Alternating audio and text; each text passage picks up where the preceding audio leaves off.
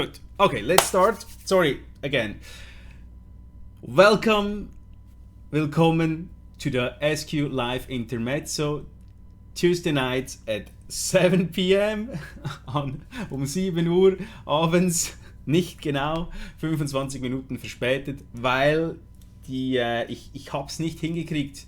OBS hat keine Verbindung zu YouTube herstellen können und ich habe keine Ahnung wieso. Wir haben zwar eine neue IT-Infrastruktur kürzlich installiert, aber funktioniert eigentlich tadellos, aber jetzt mit YouTube nicht. Ich weiß nicht, an was es genau liegt, das werden wir morgen sicher herausfinden. Irgendjemand wird es mir sagen müssen. So, sorry again, welcome to the SQLive Intermezzo here on Facebook. We had a huge problem, I couldn't connect from OBS to YouTube.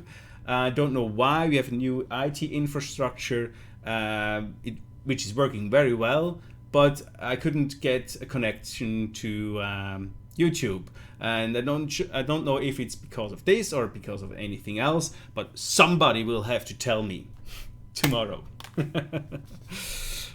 Okay. Yeah, I always start with the same explanation about this SQLive Intermezzo. It will be held in English and in German, and I switch between those both languages as quickly as possible. Both languages are not my mother tongue, but I try my best to explain everything in in the best English I can or in the best German I can. So, wie gesagt, wie immer fange ich mit den gleichen Erklärungen an. Dieses SQLive Intermezzo wird in 2 Sprachen geführt, einmal in Englisch und einmal in Deutsch. Ich versuche so schnell als möglich zwischen diesen beiden Sprachen hin und her zu switchen.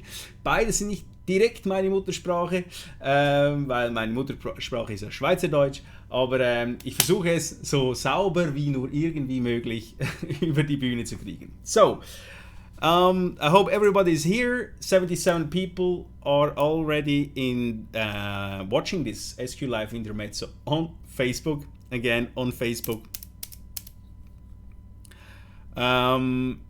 Yes, so Daniel is also in the chat. Daniel Regli, he's our IT guy, and yeah, at the end he said, go to Facebook and fuck YouTube. Sorry about that. So, Daniel ist auch hier im Chat, ist unser IT-Fachspezialist und er sagte schlussendlich, geh zu Facebook und vergiss YouTube. Ja, ich glaube, es ist ein Problem bei YouTube und nicht unbedingt bei uns, sind ja immer die anderen. So, okay, es kommen noch mehr Leute rein, das freut mich sehr. Es freut mich wirklich sehr, dass ihr alle da seid. Vielen Dank. Fangen wir doch jetzt an, wir müssen ein bisschen Zeit aufholen. Nehmen wir noch einen Schluck Bier, ich hoffe ihr habt alle ein Bier dabei. Oh, das sieht noch cool aus. Das ist eine grüne Dose. Das ist noch nice. Ein Schweizer Bier, Dr. Gebs, sehr gut. Vielen Dank, Silo, für dieses Bier. So, have a beer, sit down, drink a beer, and let's start this SQLive Intermezzo. I start in English. So the B2B release has happened. Almost every store had already placed the order and already received their orders. Almost every store, and I think we are ready for the release on the 31st of October. So on 31st of October, the shops can start to sell. No day earlier, of course, but on the 31st of October, the sales will officially start for the new SQuape A. So, die B2B-Bestellungen sind alle durch oder fast alle durch, sind auch verschickt oder schon bereits angekommen und ich glaube, wir können am 31., also ich glaube nicht nur, ich bin mir sicher, wir starten am 31.10., wir starten jetzt zum Glück nicht auf YouTube, werden wir den Release machen vom neuen SQuape A in allen Stores, nicht früher, keinen Tag früher. Und ich freue mich sehr auf diesen wunderbaren Tag. Bezüglich Fragen, ihr dürft natürlich Fragen stellen. Ich weiß nicht, wie weit zurück ich dann noch scrollen kann im Chat. Ich glaube, das geht eben nicht unendlich zurück. Also wenn ich am Schluss dann auf Fragen eingehen möchte, vielleicht mache ich das auch zwischendurch, bitte postet einfach nochmals die Fragen wenn ich sie nicht beantwortet habe, ich versuche sie dann zu sehen. Ich hoffe, ich bitte da mal euer Verständnis. So, if you have any questions, please put it into the chat. I try my best to see the questions. I probably will answer some questions during this SQLive Intermezzo. For sure I will answer all your questions at the end of this SQLive Intermezzo. And then, yeah, if I miss your questions, please, or your question, please type it again as many times as you like. So I have the chance to see it probably at the latest at the end of this show. Yes, I heard Northern Germany, they have an official holiday on Saturday. Sorry about that. You will get it later than the rest of the world.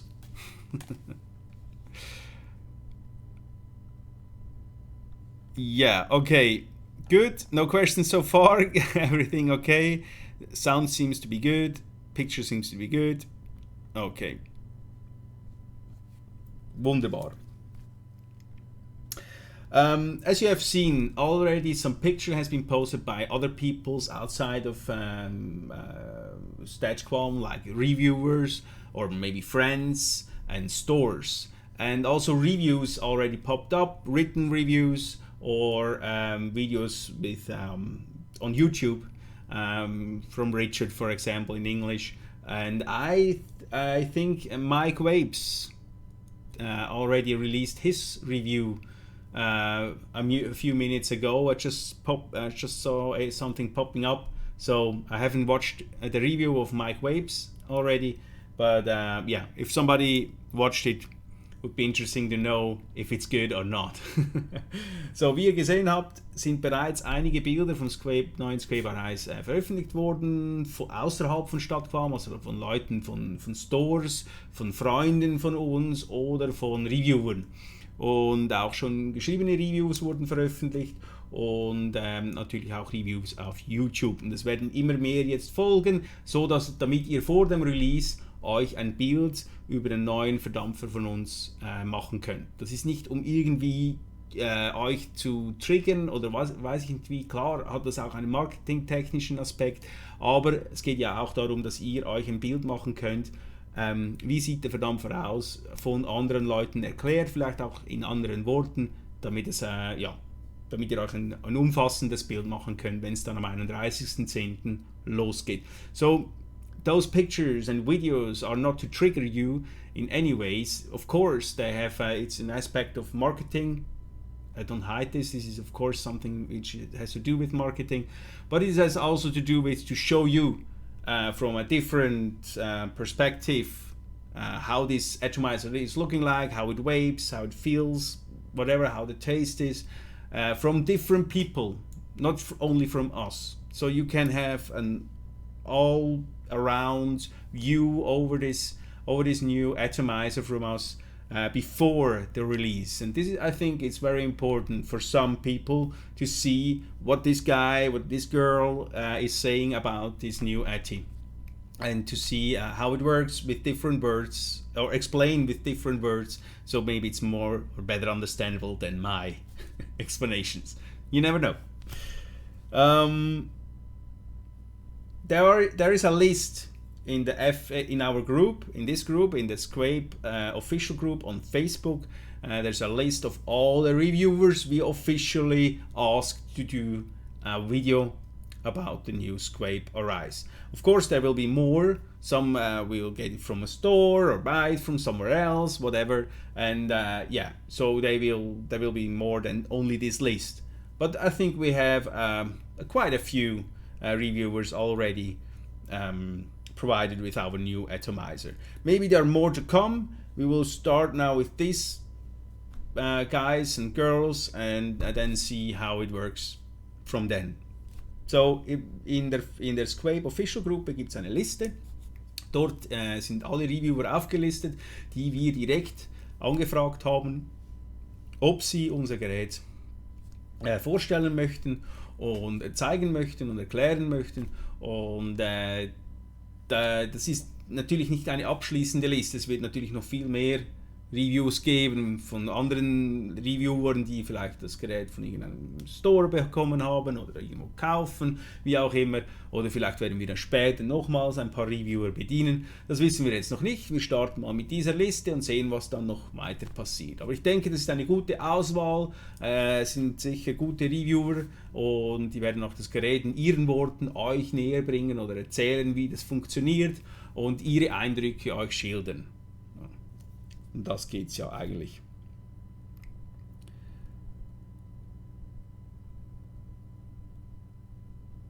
Ja, ab Release 31.10. From 31st of October, it's the release. The Viva tank, yes, the Viva tank. So there is a tank with triangles on it. This will remind you of our old ETIs.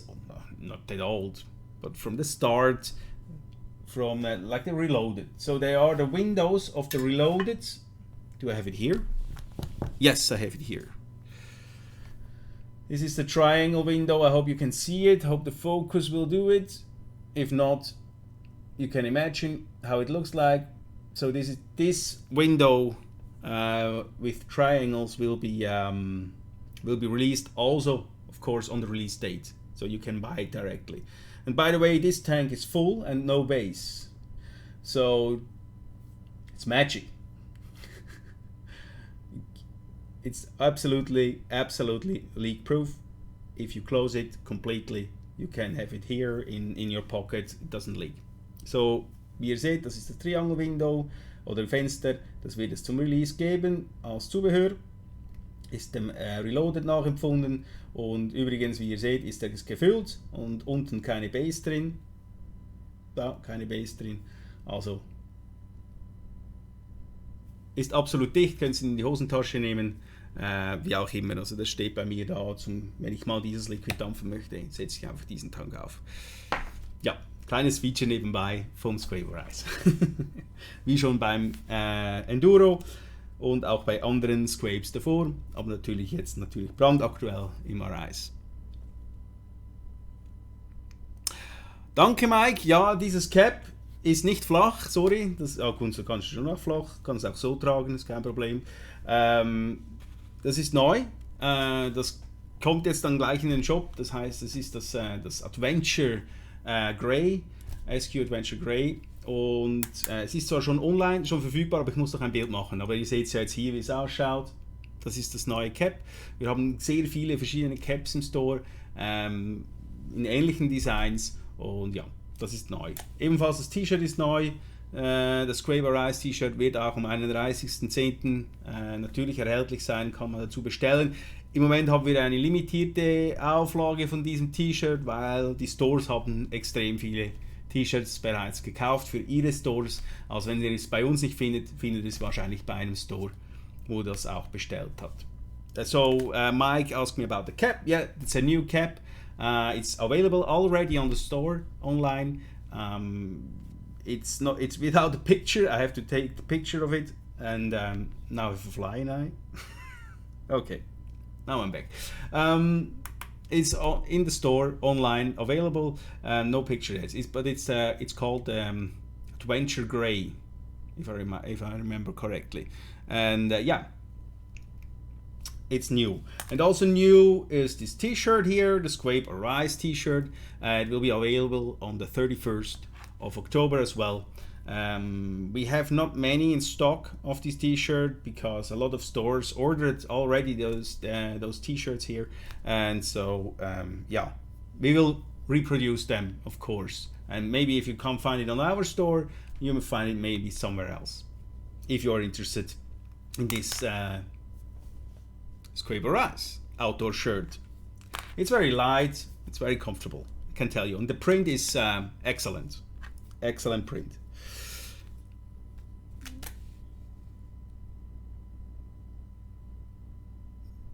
Das Ultem vom...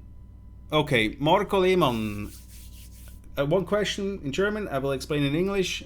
If the Ultem vom Enduro, der Nanotank vom Enduro in den SQuape A, ich glaube ja. Es müsste eigentlich passen.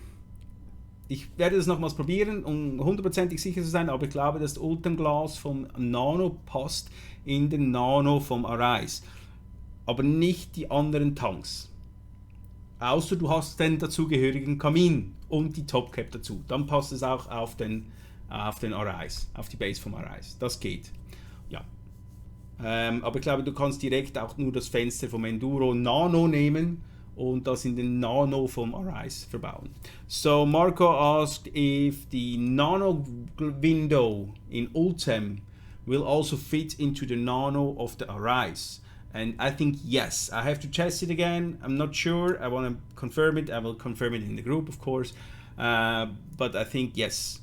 I'm 99.9% sure it will work. But not the other tanks. The other tanks only works on the body of the Arise. Only are working with the chimney and the according chimney and the according top cap. So it's only this package works with it. Jan Michels, ich habe es jetzt gerade erklärt. Ich hoffe, es ist verständlich. Ansonsten werde ich es nochmals am Schluss nochmals erklären.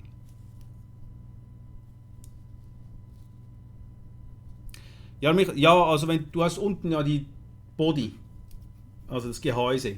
Und dort drauf kannst du den Kamin vom Enduro mit dem Glas vom Enduro und der Topcap vom Enduro draufstecken. Das geht. So yes, you can, if you have the body from the Arise, you can use the chimney and the tank window and from the special tanks, you know, not from the standard tank, just the stainless steel tank. It's not working, but from the additional tanks we made for the Enduro, chimney, PMMA, PSU or Ultem windows plus the top cap, they will fit on the body of the SQuape Arise. I hope this explains it. I hope you know what I mean. Thank you, Mike. Sexy shirt. It's not a shirt, it's sexy, it's me. Okay, let's go on. I will have it a little bit more quickly than the last few SQLive intermezzo. They were a long SQLive intermezzo. I want to have it a little bit shorter than the other ones. And I want to make some close-ups, of course, to take it apart and to show you the SQuape Arise again in parts so you know how it looks like. We want to thank you, all of you, for your feedbacks, or for your feedback. All of the reviewers, all of the stores, all of our friends already gave us some feedback, and we thank you very much for it. They are, I think, very positive, and I really appreciate this. So, wir haben sehr viele Feedbacks schon erhalten von Freunden, Stores und Familienmitglieder, welche den Arise bereits in Gebrauch haben, und die sind sehr positiv und das freut mich natürlich sehr, und ich möchte mich für diese Feedbacks bedanken. Ich freue mich außerordentlich natürlich auch auf die Feedbacks dann später nach dem Release von euch allen, und bin gespannt, wie ihr dann den SQuape Arise in Empfang nehmt, wie er euch dient, was er euch für ein Gefühl gibt, und ja, bin sehr auf diese Feedbacks gespannt.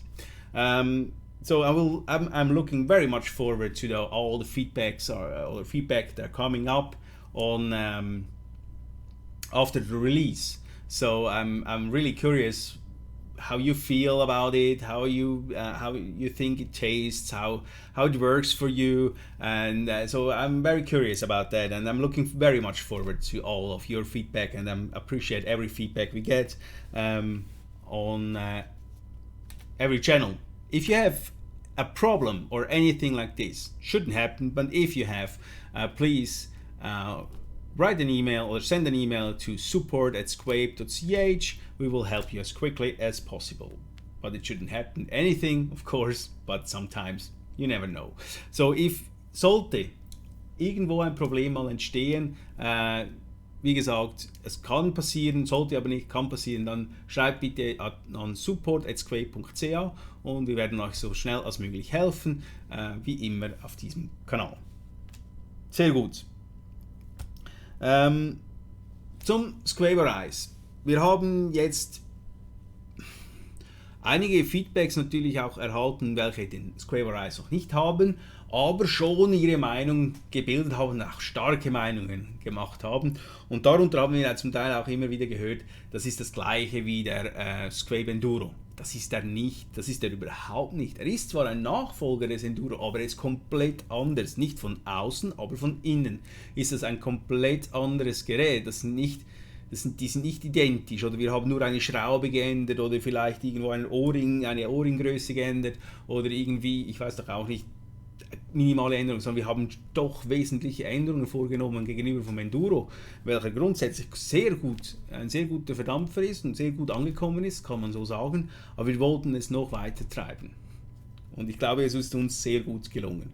So, we already got feedback from people, they don't use the RIs yet, and they just saw pictures, maybe videos, and they have strong opinions and are saying, for example, that the SQuape A is the same as the Enduro, and it's not. It's not at all. It's a very different atomizer.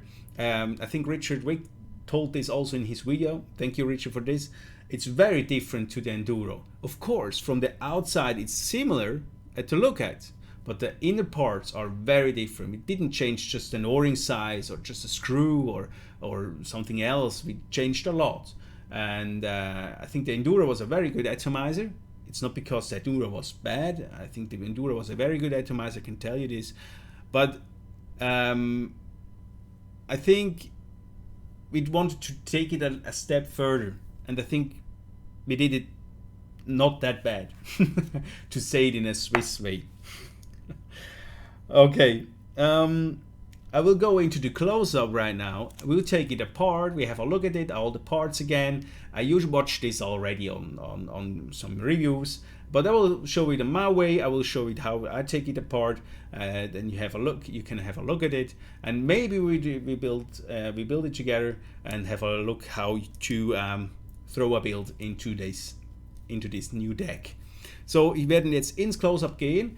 Ich werde euch dort in Details zeigen, werde ihn auseinanderbauen, auch zeigen, wie das funktioniert. Ihr habt sicher schon irgendwo im Video gesehen, wo Reviewer ihn auseinandergebaut haben. Ich werde es nochmals zeigen, so wie ich es mache zum Beispiel. Was ist auch im Set mit dabei und so weiter und so fort. Und werden vielleicht sogar noch eine Wicklung einbauen, das könnte passieren. Und werden sehen, wie das funktioniert. Wenn ihr einverstanden seid, machen wir das jetzt. Ich schaue schnell, ob noch Fragen sind. I have just scanned the chat to see if we have anything unclearly here, if we have any questions. Marcel Schah, nein, ist im Moment nicht geplant.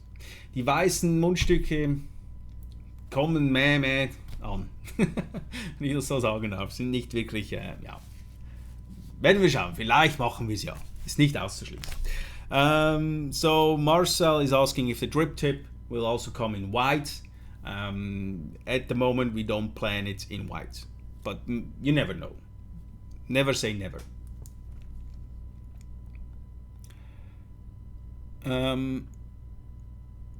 Pierre Garnier.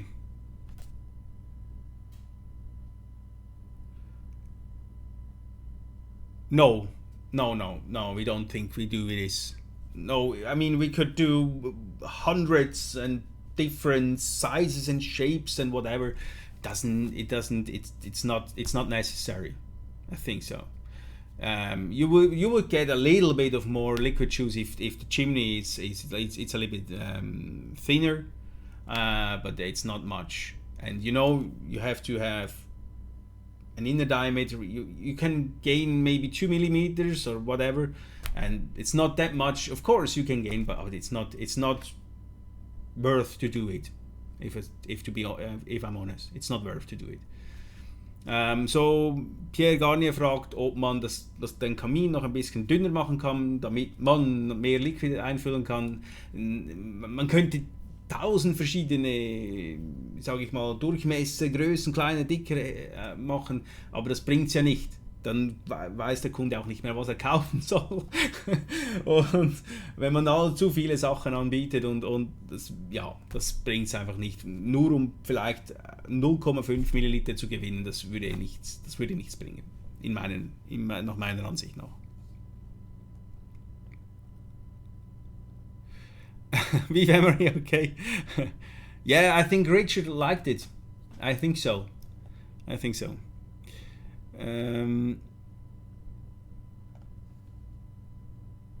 Uli Harms, Mütze macht Platte. Nein, alles noch da. Grau, aber ist da.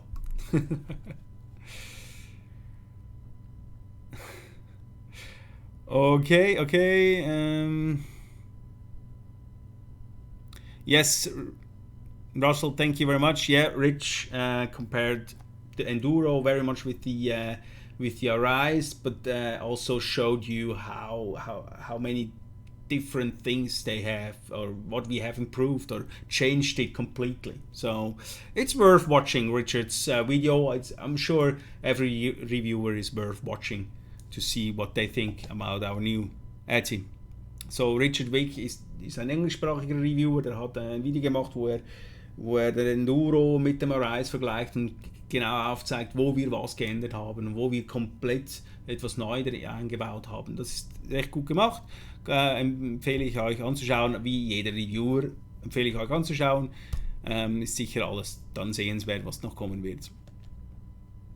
Jan Tiegten, wir haben im Moment sind 4500 Arises produziert. 1000 sind noch beim Verpacken, wobei 500 sind schon gemacht, also 500 werden noch verpackt. Also 4500 haben wir jetzt im ersten Batch mal produziert. Wir wollten zuerst ein bisschen weniger machen, haben uns dann aber doch entschieden, 4500 zu bauen. Das ist inklusive Nano. So, Jan Tiegten fragt, wie viele Arises wir... Yeah. Jetzt habe ich schon in Deutsch geantwortet. I switch to English. So, Jan Tiegten asked how many Arises we built in the first batch. So we built 4,500 pieces, but 500 are still in the pattern. So we will have for the release we have about 4,000 pieces ready. I think that's enough for the first batch, and we are still producing. So we are still into production and in the assembling. So it will go very smoothly, I think. So that if it's sold out, it's not a long time, or it shouldn't be a long time sold out. So yeah, we try always our best to have it available as always. So this is our goal, to have our products as much as possible available.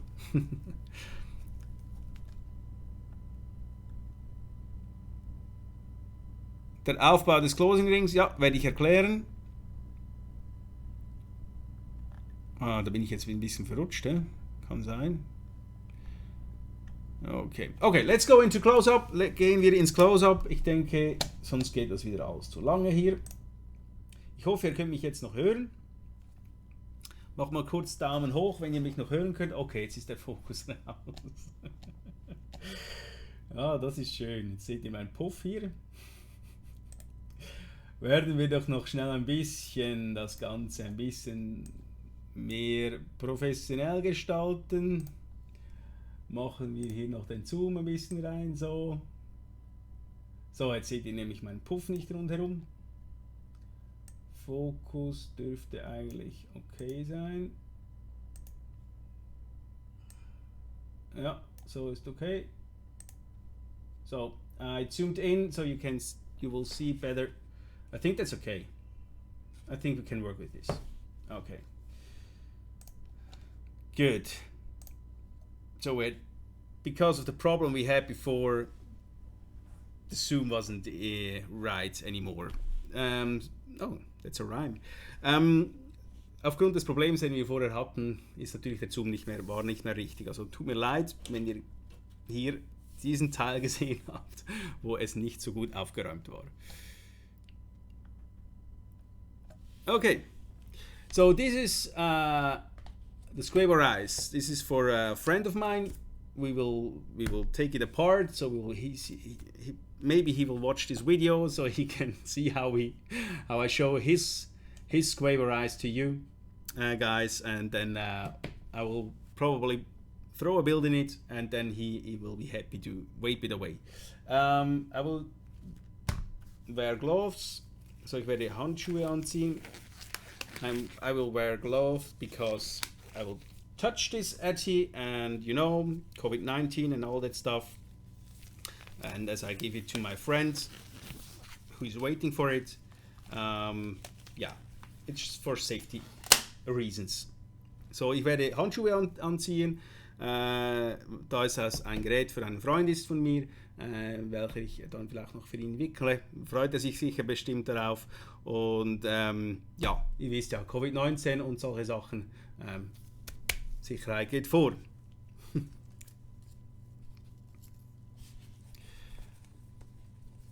This is the packaging. Let's see if I can move it here a little bit more closer. Yes, okay, like this. This is the packaging. You saw it already on videos. Maybe last video you saw it also.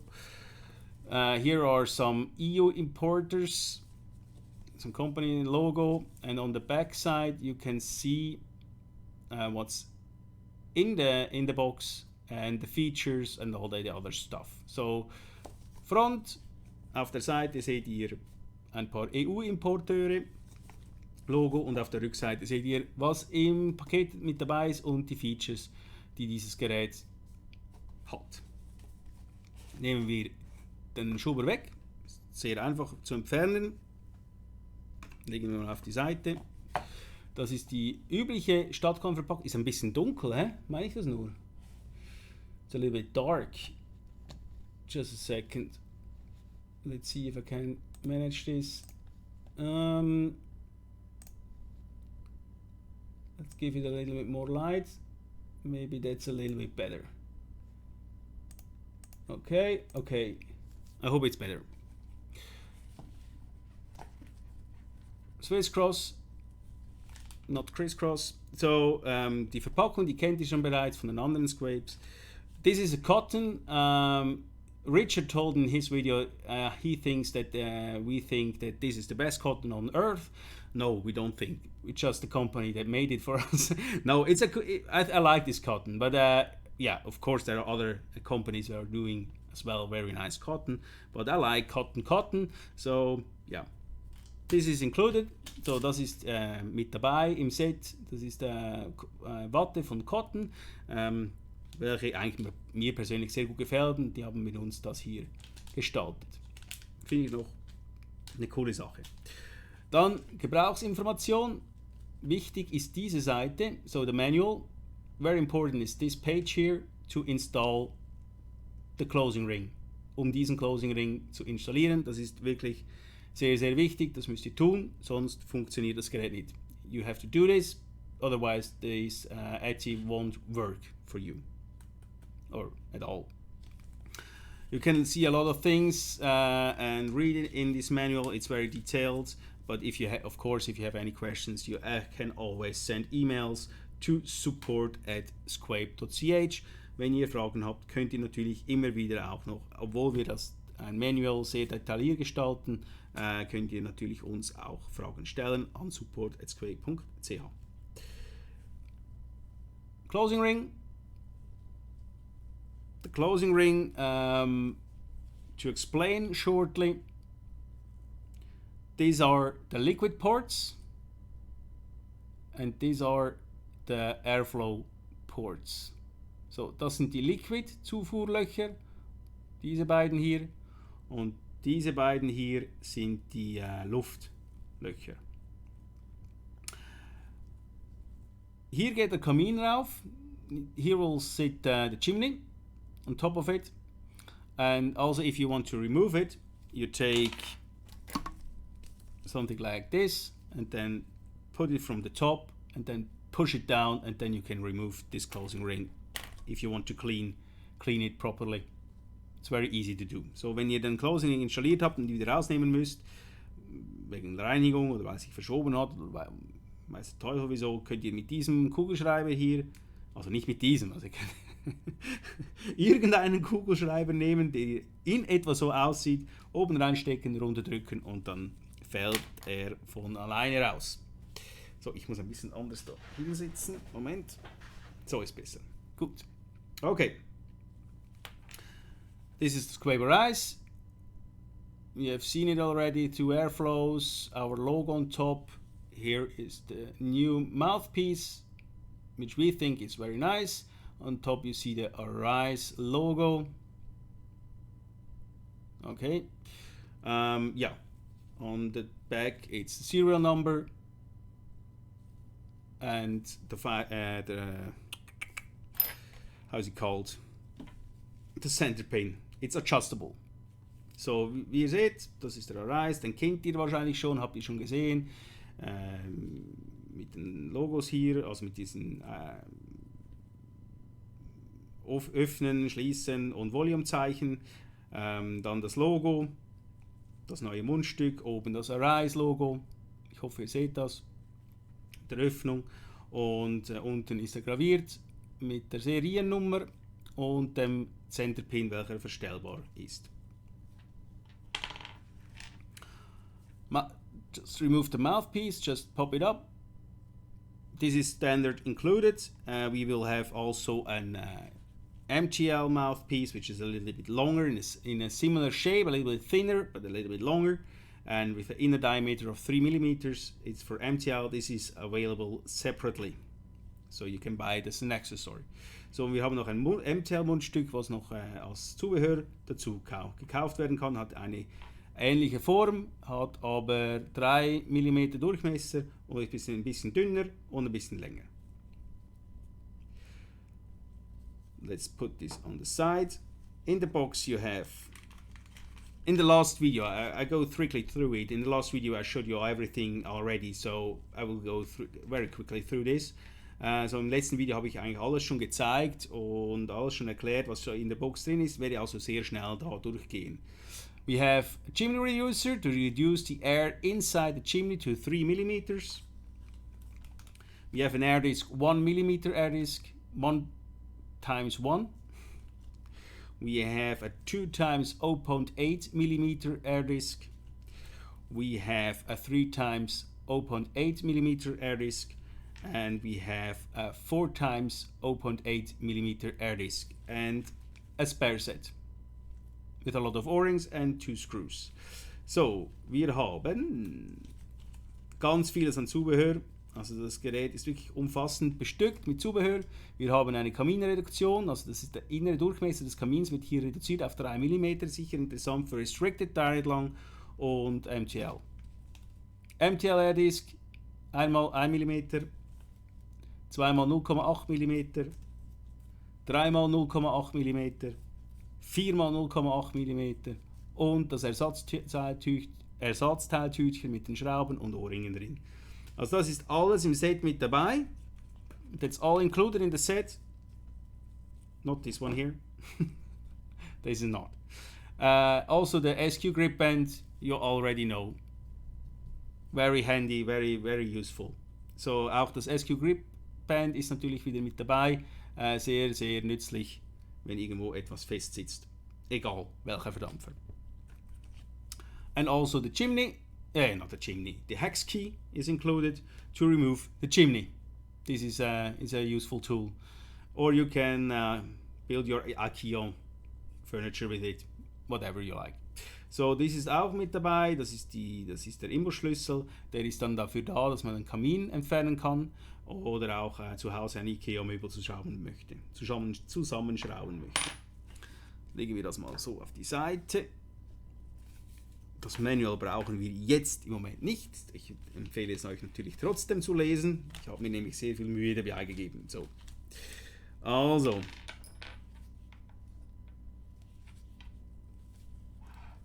Let's take it completely apart. Nehmen wir ihn mal komplett auseinander. Schraube ihn jetzt zuerst mal hier auf.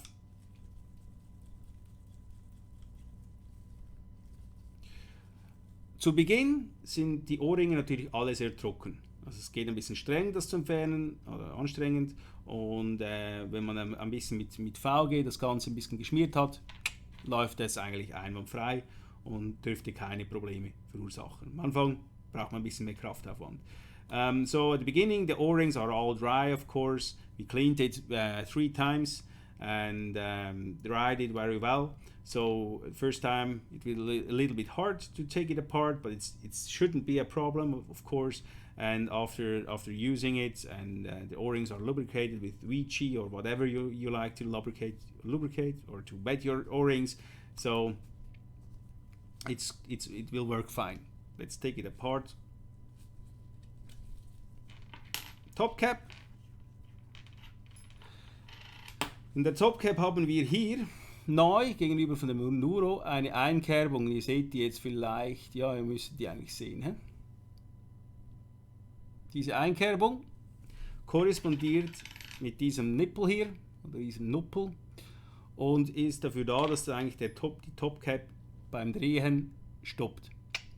Open, close, open, close. So this nipple here is corresponding with this groove here inside top cap, and this makes this very easy to refill it, so open or close, and it doesn't turn all the way. It's a small change compared to the Enduro, but it's a very nice change, and I'm sure you will appreciate this change to the Enduro. So this is a chimney, as you can see, the filling ports and the chimney inside here, and you can unscrew it like this, but I recommend to take the tank off. You go to the lines here, you see on the base, I hope you can see it, sorry if not, there are the lines, they have to be in line, of course, so diese Linien müssen in der Linie sein oder in der Linie liegen, und dann könnt ihr den Tank eigentlich entfernen. And then you can remove the chimney with the hex key. Und jetzt könnt ihr eigentlich den Kamin einfach mit diesem Imbusschlüssel entfernen. Dafür also hier reinstecken. You put it here. And then, if you hold it like this, turn it clockwise. Okay? It's anti-clockwise if you look it from the top. It's clockwise if you look it from the bottom.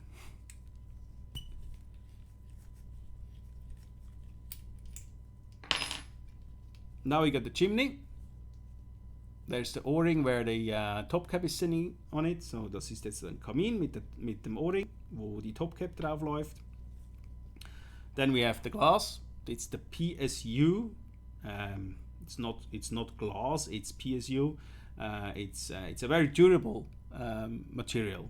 In fact, I just couldn't get it to break.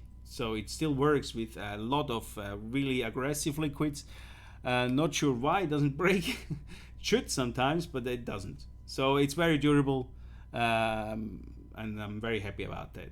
So das ist PSU, ist kein Glas, und es ist sehr, sehr, sehr, sehr stabil gegenüber sehr vielen Liquids, natürlich nicht gegen alle, aber ich habe sehr aggressive Liquids darin gedampft und es ist einfach noch nichts passiert. Es hat sich ein bisschen von der Oberfläche her verändert, das ist passiert, aber sonst hat es immer noch gehalten und funktioniert eigentlich einwandfrei. Klar, ich gebe keine Garantie, wenn ihr natürlich das ultra krasse, aggressive Liquid darin dampft, kann es natürlich schon sein, dass der zerbricht. Aber wie schon in früheren Videos erwähnt, werden wir ein Quarzglas dazu anbieten, da ist eigentlich schon alles fast schon ready. Also wir werden sicher irgendwann so 2 oder 3 Wochen nach dem Release das Quarzglas ausliefern können.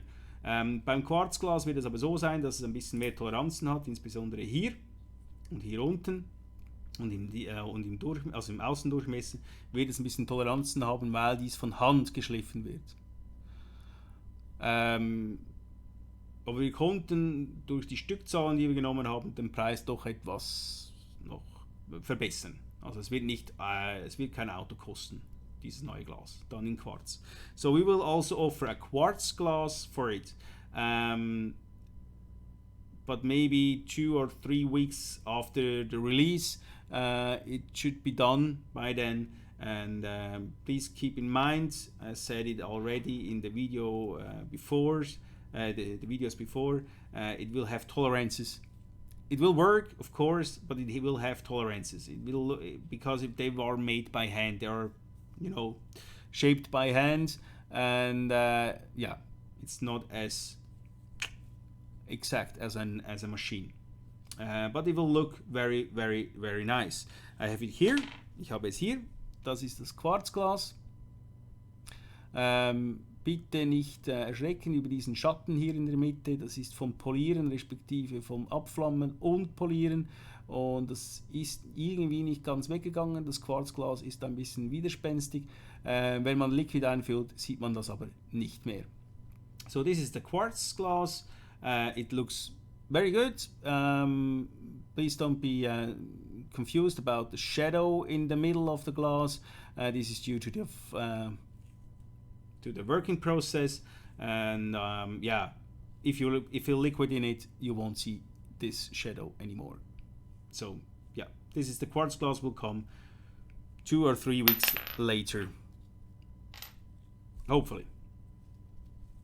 Okay, back to the PSU, which is also very good, I think.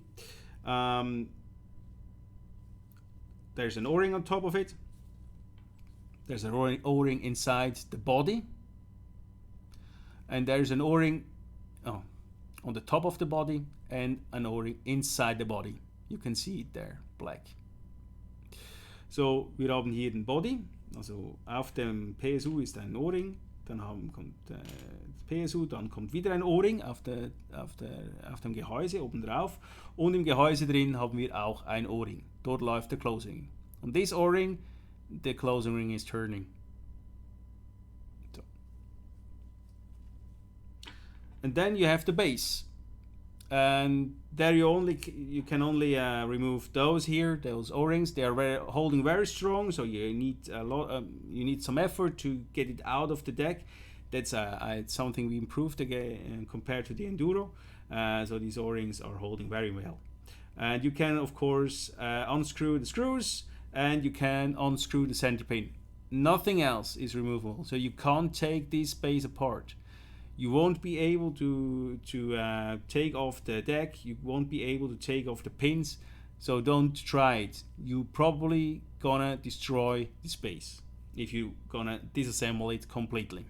So don't do it. We have an O-ring here as well. Very important if you put it the first time together. Lubricate this O-ring. Make it a little bit wet with Wicking or whatever you like. This is also very important. Also important is to lubricate die Closing Ring. So, wichtig ist bei der Base, ihr könnt die Schrauben noch entfernen und den Center Pin. Plus die O-Ringe natürlich. Also diese beiden hier und diesen O-Ring hier könnt ihr auch entfernen. Aber alles andere nicht. Also ihr könnt nicht die Pins auseinanderbauen, ihr könnt nicht das Deck entfernen. Das geht nicht. Das ist alles so zusammengebaut, dass das zusammenhält. Das muss auch so sein. Und wenn ihr es versucht, werdet ihr die Base zerstören. Bin ich überzeugt. Also es geht nicht. Ist nicht möglich. Genau. Bitte, wenn ihr den Verdampfer zum ersten Mal in Gebrauch nehmt, macht den O-Ring ein bisschen nass mit VG, schmiedet ihn ein bisschen ein, ebenfalls einen Closing Ring, damit es nachher auch schön flutscht. Insbesondere den Closing Ring auch hier um diese Nut herum mit Liquid oder mit Wicking einschmieren. Das ist sehr wichtig. Wegen dem O-Ring, der da drin liegt. So it's also important to have the closing ring around this knot here, this groove here, to lubricate it with Wicking something, put some Wicking on it. It's because of the O-ring here to have a smooth closing mechanism. So those are the parts of it. So not a lot of parts, very simple and easy to take it apart. Hope you can see it, just a second. To take it apart and to take it back again. So let's build it again. Take the tank. The O-ring is already installed. Take the PSU, the O-ring on top. Take the chimney. Screw it in. Tighten it down. Also ich werde es jetzt nicht noch auf Deutsch erklären, ich glaube es ist verständlich. sollte eigentlich sehr verständlich sein, wie man es macht. Then important is to have the groove corresponding with the nipple. As I said before, so ist wichtig, dass dieser Schlitz mit dem Nippel korrespondiert, um diesen aufzusetzen. So put it like this and then press it down and it's all done. And now you can turn open or close, open or close, open or close. So, dann könnt ihr die Topcap aufsetzen und dann seht ihr öffnen, zumachen. Das ist schon eigentlich erledigt. Schon zusammengebaut, geht also sehr, sehr, sehr, sehr fix. Machen wir schnell den Closing Ring drauf. Jetzt muss ich da ein bisschen Wicking nehmen.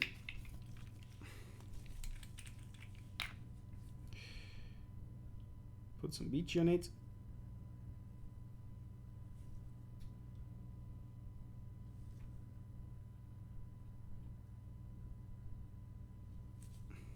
So, now my gloves are full of Wicking. That's good.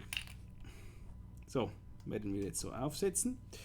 Und den Ohrring auch etwas schmieren, wobei es sollte kein Problem sein. So, und dann rundherum. So, now it's important when you put it together that the lines are corresponding again. So the line on the base and the line on the tank. So es ist wichtig, dass die Linie an der Base, wo ist sie denn jetzt hin? Da ist sie. Mit dem Tank korrespondiert, wenn ihr ihn zusammensteckt. Ihr könnt einfach den Closing Ring so aufstecken. It's very simple. Sorry, I have to look at it. Then just press it down and it's all done. Now the closing ring stays inside the tank. So jetzt wird der Closing Ring bleibt im Tank drin. So I will just turn it around a little bit. Just a second. Now you see the closing ring is installed and it stays where it belongs. So jetzt ist der Closing Ring installiert und er bleibt dort, wo er auch hingehört, und können jetzt mit dem Deck arbeiten. Das müsst ihr einmal machen. You have to do it once. And of course, every time you want to clean it. And remember, you want to remove the closing ring, take a pen, take the tank apart and push the pen on the top of the closing ring to push it out. Very simple. Also wenn ihr den nochmals herausnehmen müsst, nehmt irgendeinen Kugelschreiber, der so ähnlich aussieht, baut den Tank auseinander und stoßt dann von oben einen Closing Ring runter aus dem Gehäuse. Okay, is this clear so far? Ist alles klar soweit? Ich denke ja. Let's check. Everything is clear. Okay, there's a question about the air discs. I will tell you something about the air disc just briefly. 4 times 0.8 I recommend for RDL, restricted direct long. 3 times 0.8 I recommend for loose mouth to lung. 2 times 0.8 I recommend for just a mouth to lung. 1 times 1 millimeter for restricted mouth to lung. And if you want to have it really hard, if you like a really tight MTL, then I recommend you the 1 time 0.0, which is available also separately. And if you like a more loose restricted direct lung, I recommend you the 5 times 0.8 millimeter air disc. So kurz noch schnell erklärt. 4 mal 0,8 empfehle ich für restricted direct lung. 3 mal 0,8 empfehle ich für ein sehr leichtes MTL. 2 mal leichtes MTL. 2 mal 0,8 empfehle ich für MTL. 1 mal 0,8 für ein restriktives MTL. Und dann gibt es noch für die ganz krassen unter uns 1 mal 0,8 ist dann super eng und 5 mal 0,8 ist dann für ein leichtes oder ein leichteres Restricted Direct Long, aber es ist immer noch ein Restricted Direct Long. Ihr könnt die Air-Disk auch komplett weglassen, dann habt ihr einfach ein DL-Gerät. Also die einfach DL dampfen möchten, lasst einfach die Air-Disk weg und dann ist alles in Ordnung, dann könnt ihr damit dampfen. So if you like to have it in DL mode, just leave the air disk away and just vape it without anything in it. That's absolutely possible. It's also meant to be like this if you want to vape it direct long. But if you want to have it restricted direct long, I recommend to go to the air disks. Some say it's already a restricted direct long. For me, it's a direct long. It's a personal opinion. So manche sagen, es ist ein restriktives Direct Long. Für mich ist es einfach ein Direct Long und kein restriktives Direct Long. Es ist aber kein Scheunentor, auf gar keinen Fall, aber es ist ein angenehmes Direct Long und wenn es dann ein Restricted Direct Long sein soll, dann würde ich dann die Air Discs empfehlen, wie schon erwähnt. Okay, let's throw a build in it. So machen wir rasch eine Wicklung rein.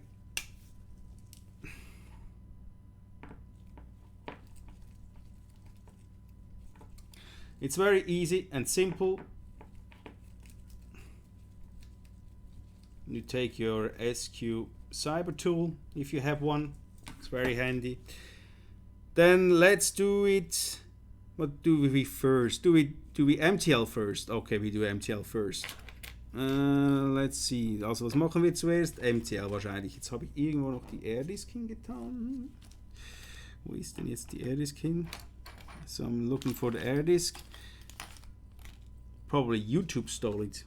Ich glaube, YouTube hat es gestohlen. Also nehmen wir einfach eine Air Disk. Nehmen wir diese hier.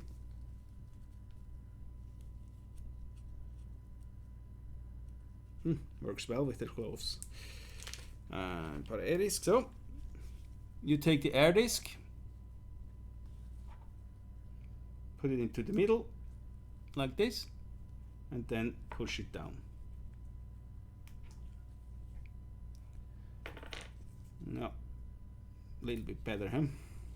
You can do it better. So. Einfach reindrücken und dann sitzt das Ding in der Mitte drin und ist bereits installiert.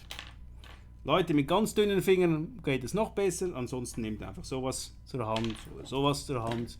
Also es geht einfach schön mit dem Finger schnell so platzieren und dann runterdrücken. Geht also wirklich sehr, sehr einfach. Ich werde es nachher zeigen, wie man sie auch wieder entfernt. Let's do it MTL. You already heard about the PC coils. We had a cooperation with PC coils. They made some lovely coils for it. One MTL coil and one direct long coil. And I can recommend those coils. Of course I can recommend it. I tested it with PC coils and it was very nice to work with them. And yeah, I appreciate those coils very much. So, da wie ihr schon mitbekommen habt, haben wir mit PC Coils eine Kooperation sind wir eingegangen. Die Leute von PC Coils kennen wir schon seit langer Zeit. Und sehr nette Leute, haben super Coils gebaut, jetzt für den RI speziell. Ich habe sie getestet mit ihnen zusammen und sind auf den Schluss gekommen, dass diese beiden Coils, eine MTL, eine DL, wunderbar zum SQuape A passt. Ich bin überzeugt, es werden noch weitere Coilbauer für den SQuape A Coils bauen, die werden sicher bestimmt ebenfalls sehr gut sein. Aber ja, heute bauen wir jetzt die ein, welche wir ja schon haben.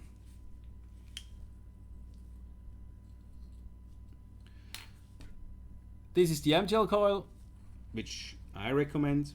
You can throw it here into the deck, so it's a little bit hard to do it on camera, I think.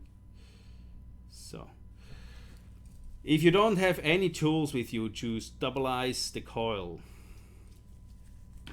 you can take your SQ Cyber tool and use the pen for it. So, wenn ihr keine Wickelhilfe zur Hand habt, nehmt das SQ Cyber tool. Dort ist eine Wickelhilfe drin. Ist nicht gerade 2,5 mm Durchmesser, aber es sollte eigentlich ausreichen, um ihn dann auch richtig zu installieren. So, screw it down.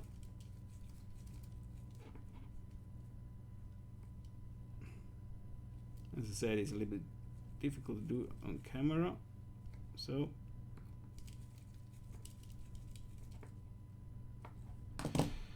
easy. That's it. It's already installed.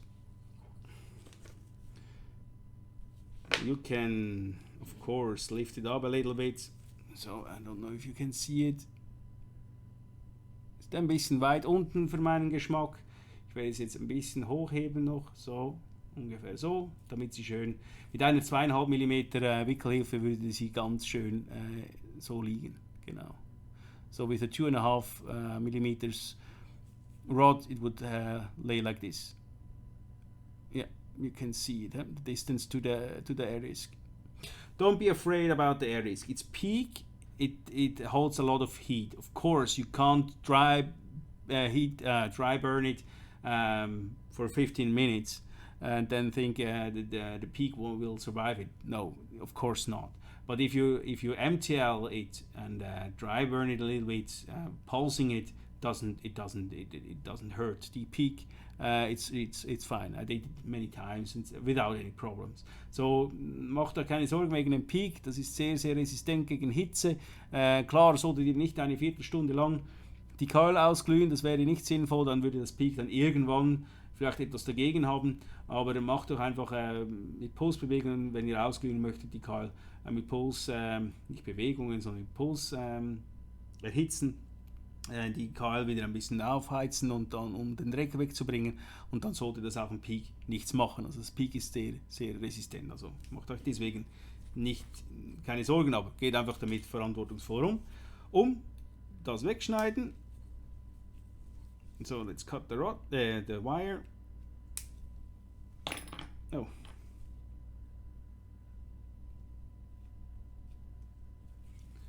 So.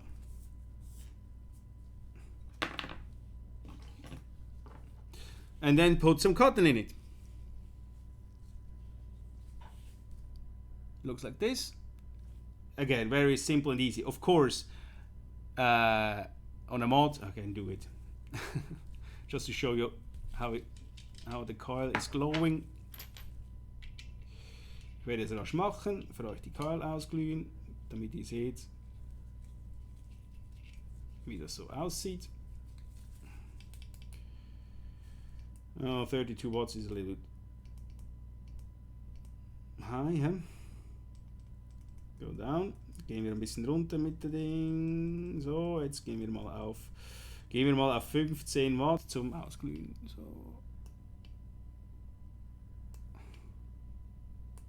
Natürlich schön schön fein. Moment schnell bitte. Da ist es so. Schön sachte. So slowly. And you see those PC coils are already glowing evenly, so they are really nice and perfect. I'm always surprised how good they are. Dann nehmen wir ein bisschen Watte, ein bisschen abkühlen lassen. Wenn es noch ein bisschen heiß ist, könnt ihr auch ein bisschen Liquid nehmen. So if it's still a little bit hot, you can take some liquid on it. Now it's ready to put the cotton in it. Nehmen wir ein bisschen Watte. Get it through the coil. So, and now the cotton is sitting like this. So now, und jetzt ist die Watte so in der Coil platziert, und jetzt zuschneiden. Immer die große Frage, wie schneidet man die Watte zu? Ist keine Hexerei, kann ich versprechen. Nehmt das SQuape Tool. Wenn ihr noch keines habt, würde ich das euch sehr empfehlen. Ist sehr, sehr, sehr, sehr cool für auf Reisen. Ich wickle nur mit dem SQuape Tool. Nur damit. So if you don't have an SQuape Tool, I can recommend it to you. It's very handy. It's from Victorinox. And for traveling, or I always use this one to rebuild my atomizer. I have everything in one tool, almost everything. This one is the only thing I need as well. So, dann schneidet ihr die Watte in etwa, ja, sagen wir 4 mm vom Deck weg. So, also ihr müsst nicht messen, ungefähr. Das ist aber MTL. DL würde ich kürzer machen. Ne? Das ist MTL. For MTL, I would do it like this. Then fluff it up a little bit. You can, all this stuff you can do with the cotton. It's you can do it, but you don't have to. And it's yeah. Then you take the cotton and put it into the pockets. Very soft. Just don't press it. Just put it in, so it stays there. Very simple and easy to do. The other side. Hope you can see it.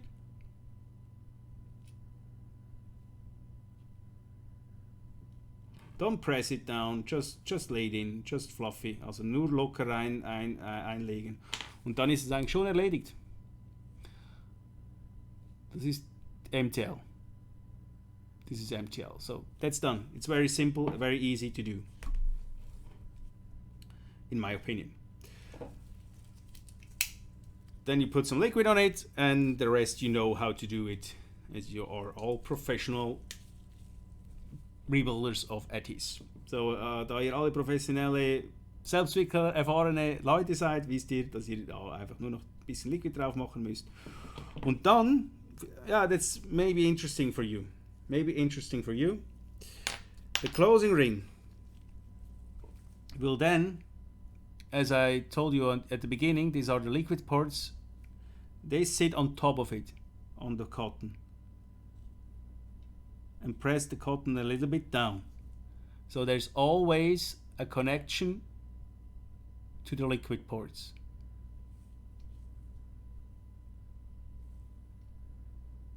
Also diese Öffnungen hier mit den für die Liquidzufuhr, die habe ich euch vorher erklärt, die kommt hier auf die Watte eigentlich rauf. Also das ist dann inwendig, das müsst ihr nicht dann jedes Mal machen, wenn ihr wickeln, nicht so verwechseln. Ne? Und wird dann immer eine Brücke zum Tank machen. Also der ständig Kontakt zum Liquid. Keine Angst wegen dem Siffen, den bringt ihr nicht so leicht zum Siffen. Das verspreche ich euch. Don't be worried about leaking or anything. It's very hard to get it leaked. It's almost impossible.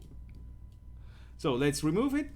Let's do it direct long, just to quickly show you how I put a direct long coil in it. So, um euch schnell die Direct Long Version zu zeigen. Ganz schnell. Nehmen wir die Coil wieder raus. Die können wir später noch verwenden. So let's put the coil aside. I can use it later on. To take this one here out of the base, it's very simple. You can use something like this or something else. And then just lift it up. So, wenn ihr den Peak-Einsatz entfernen möchtet, nehmt einfach so einen kleinen Schraubenzieher oder sonst irgendwas ähnliches und dann könnt ihr hier vielleicht noch den Finger ein bisschen da hinhalten, so put your finger a little bit on top so it doesn't throw away, and then you can just lift it up. Done. Erledigt. Machen wir schnell eine DL coil. So this is the PC coil for DL. It's a fuse Clapton 045 ohm. Sorry, my English today. Okay. A friend of mine told me, by the way, that I have a really bad Swiss accent. So yeah, I hope you can deal with it.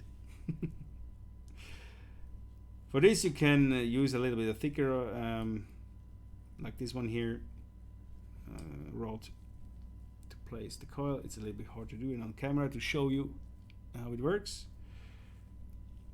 And hold it like this. So, ist ein bisschen schwierig vor der Kamera das zu machen, so damit ihr auch etwas seht. He? Das ist nicht ganz einfach. So, vielleicht so.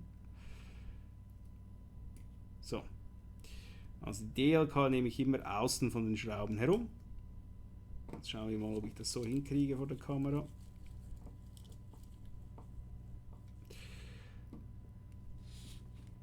Probably Todd will be Todd is one of the most famous reviewers we have, and he is a very experienced rebuilder of ATIs, and so he will show you how you do it professionally. So, und dann noch die andere Seite. Ihr könnt auch ein bisschen da runterdrücken, die Coil, damit es ein bisschen mehr im Sitz bleibt. Dann macht die Schraube dann den Rest. So, und dann noch ein bisschen ausjustieren und dann sieht das so aus.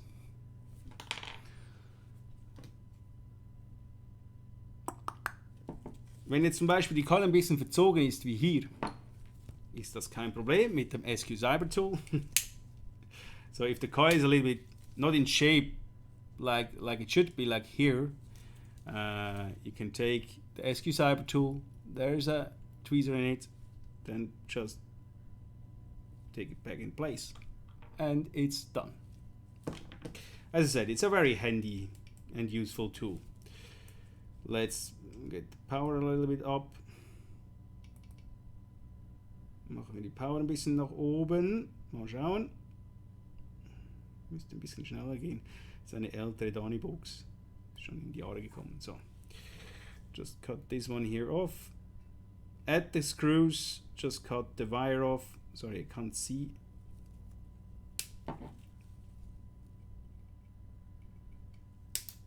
Oh yeah. Shoot, and a winner. Okay. He pulls it. Then you know how this works. And it shouldn't have to show you. But maybe there are some people that never used a coil like this, so it's maybe useful for them. And already evenly. Very much, yes. This will work. Perfect. So, are there any questions? Sind da schon Fragen? Sind da noch Fragen?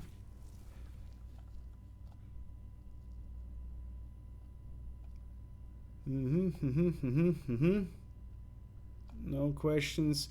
Silo is in the chat and answering all the questions. Thank you very much, Silo. Silo is a guy from us.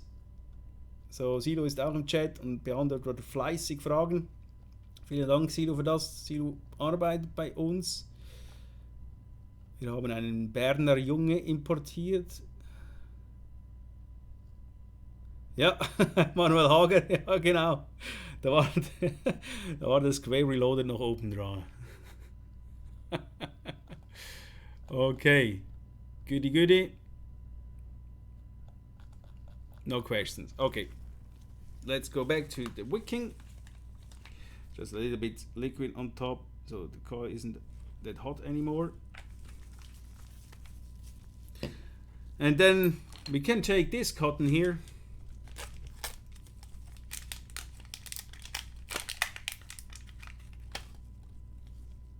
It's like a shoelace, ist wie ein Schnürsenkel. Für die ganz Faulen unter uns. Put it through the coil. Oh, hoppla. Ja, mit Handschuhen ist das ein bisschen komisch. With the gloves is a little bit difficult. So, come on. So.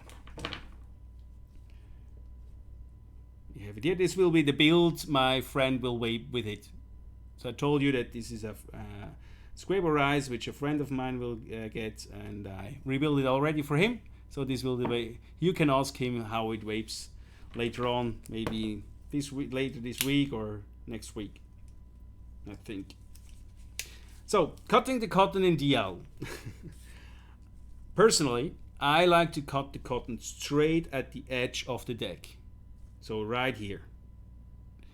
And I know he's a moderate direct long vapor. He doesn't use a lot of wattage. So I can just straight cut the cotton straight at the edge. So ich weiß, dass mein Kumpel, der diese Wicklung dann dampfen wird, Ende dieser Woche oder Anfang nächste Woche, weiß, dass er ein moderater Dampfer ist, also nicht wahnsinnig viel Watt drauf knallt, und somit kann ich eigentlich die Watte einfach hier abschneiden. If you like to use it with higher wattage, so more power, I recommend to cut the cotton like this. Can you see it? No. Like, you know, like a little bit of an angle to the coil. Also wenn ihr ein bisschen... wie muss ich jetzt das zeigen, dass ihr das seht? So, Moment. So. Genau. Okay, if you are using more power, then cut the cotton in an angle to the coil. It's the tot cut, as I call it. Also wenn ihr mehr Watt benötigt oder mehr Leistung von diesem Verdampfer abverlangen wollt, dann empfehle ich euch, die Watte ein bisschen schräg zu schneiden. Aber einfach am Deck. Here at the deck. But now I cut it just straight. Simple. Down. That's it. So. And then put the end of the cotton to the into the pockets. Like this. Simple.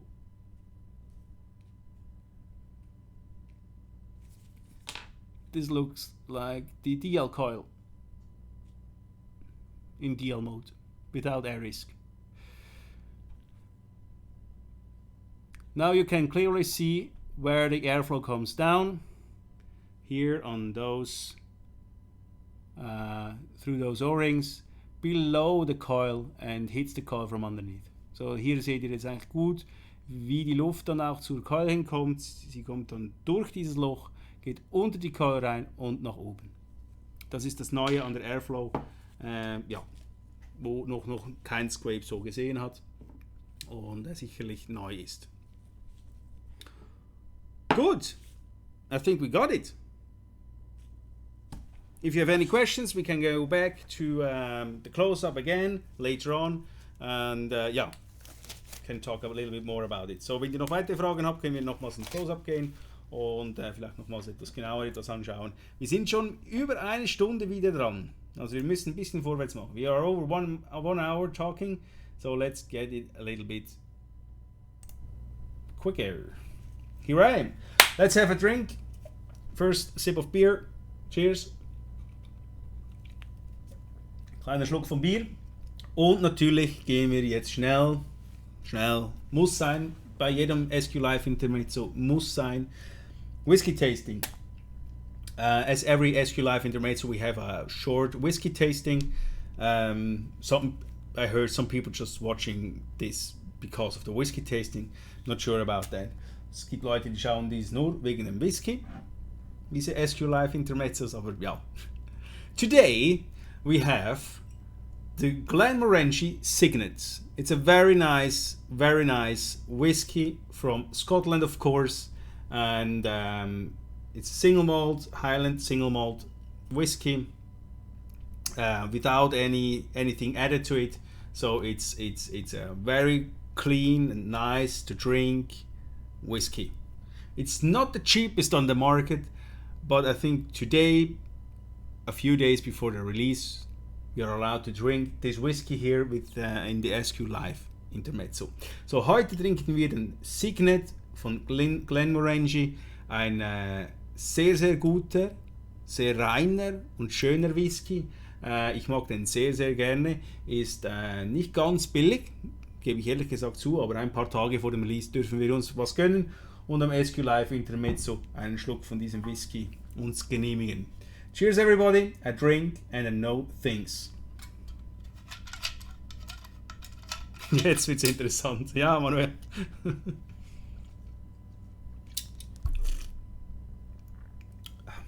I love it. I truly love this whiskey. Ich mag diesen Whisky wirklich sehr gerne. Hat ein so enormes Volumen. Richtig schönes Volumen, und wenn man noch einen Tropfen Wasser hineingibt, entfaltet sich das Volumen noch ein bisschen mehr. Also das ist wirklich ein sehr, also ich mag das, persönliche Geschmackssache natürlich, aber ich mag diesen Whisky wirklich sehr gerne. So it's very tasteful, it's very full, it has a very full body, a very lot of different flavors, some a little bit of nut I can feel and a little bit of caramel. Very nice, really very nice, and with a little bit of water in it, it explodes again. So it's very nice to drink. Never put ice into a whiskey. Never put any ice into a whiskey or Coca-Cola. So niemals Eis oder Whisky Eis oder Coca-Cola in den Whisky schütten. Niemals. Aber ein bisschen Wasser darf es dann schon sein.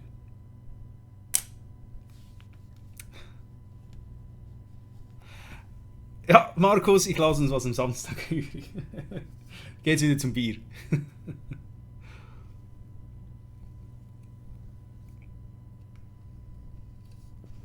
Jörn Klein, cheap malt tastes like cheap VD. What do you mean with this? You mean this is cheap? Cheap tasting? No, I don't think so. I think it's a very nice whiskey.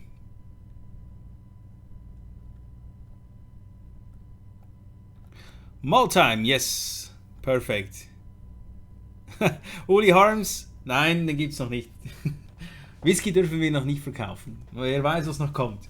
Sag niemals nie und ist nicht auszuschließen.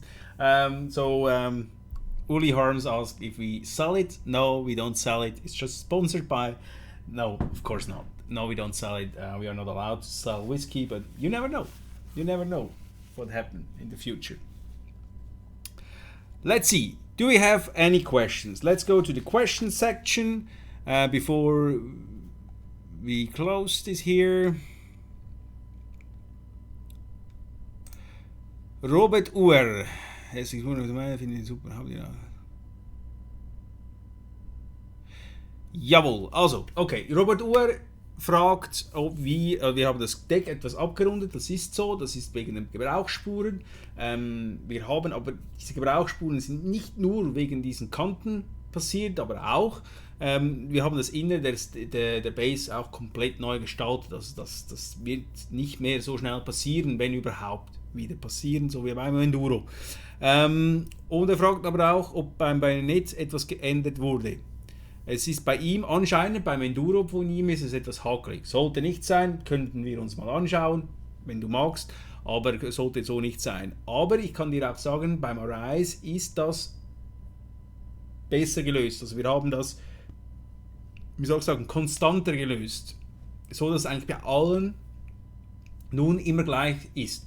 Es kann nämlich sein beim Enduro, dass sich das Deck leicht anhebt, wenn der Centerpin zu weit draußen steht.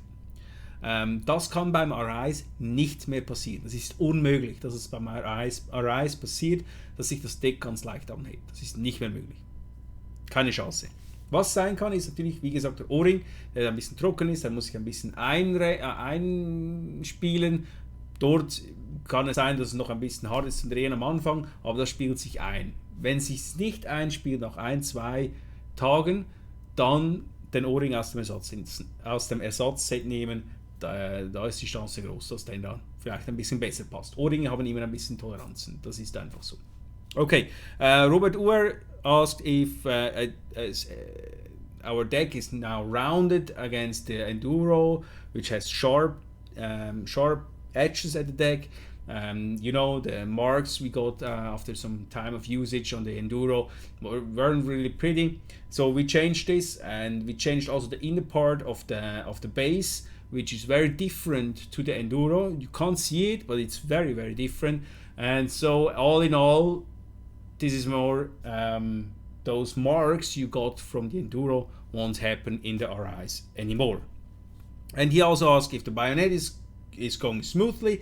Yes, it's different made. You can't see it as well, but it's different made. So we have a constant, a very constant, how do you say, bayonet closing and opening. And the only thing which could be a little bit of a, could turn, maybe, how to explain it? The O-ring at the base might be a little dry at the beginning, of course, and it needs a little bit of time to play in. So after 2 days, it should work smoothly with the O-ring all wet up and so on. And if it's not, take the O-ring from this spare set. Then it will work, of course. I'm sure it will work perfectly. So it's more how do you say? It's more smooth like the Enduro. The closing and opening is more smooth. Yeah. I hope I explained it correctly. Sorry.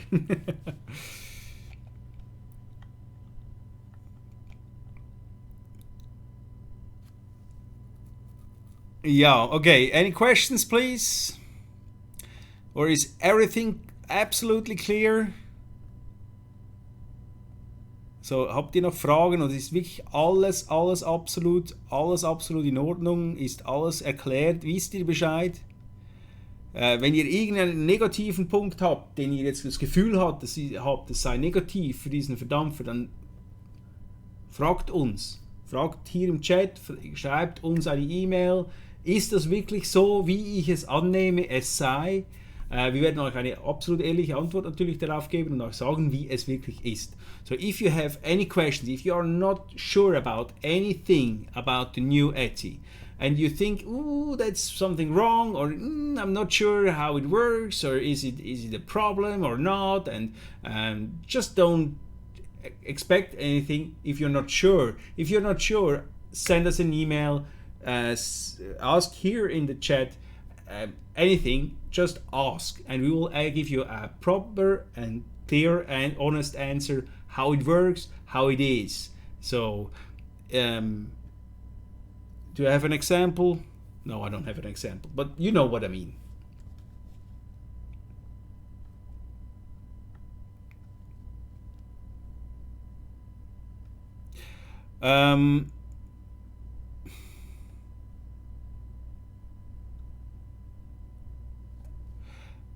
Okay, Dennis von Kotzem. Yeah, you might have to try it in the RI. So he says 2 times 0.8 millimeter is not the same as 1 hole in 1.2 millimeter. You know, it's about the same. It's the same size of air or amount of air is coming through those holes. And he says he feels a difference in flavor. That's possible.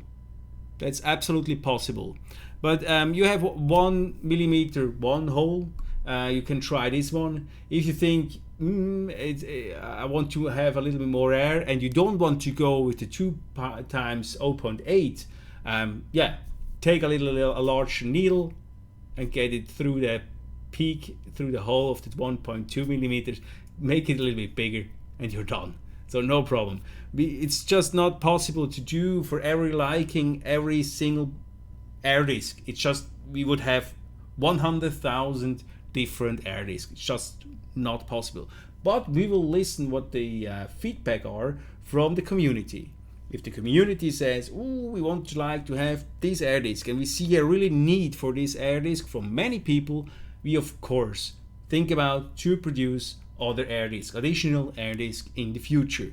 If you think or we think, well, okay, there are a lot of people, they really need this air disc, so let's go and make this air disc for those people. We are open-minded in this case, and if we see a lot of people are asking for this kind of air disc, we of course do it.